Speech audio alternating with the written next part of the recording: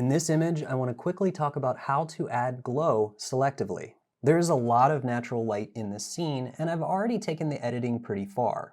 If we take a look at the before image and the after, I've really spent a lot of time focusing on the subject and accentuating these highlights.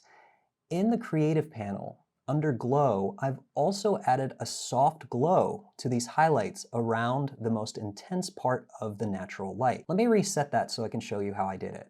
First of all, there's the amount, and then there's the type. Let's talk about the different types. There's soft focus, which gives you a blurry effect. Then there's a glow. Then there's the Orton effect, and then there's a softer version of the Orton effect. Let's use the standard Orton effect. Now that we've selected that, we can adjust the amount. So I'm going to tune the amount, paying attention just to the area where I intend to apply it. 30 looks pretty good. Now what we can do is just paint in and select the area we want it to apply to. So I can change the radius of the brush, make sure the brush is selected, and now we can just paint this in right here along the highlights.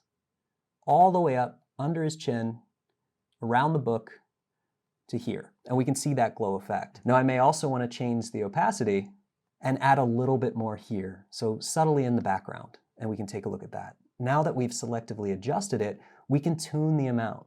Now, this doesn't have to be intense. This is meant to just accentuate the light, so we may want to keep it subtle, somewhere between 20 to 30%. Now again, this is a subtle effect, but even subtlety can make a big difference in the final edit.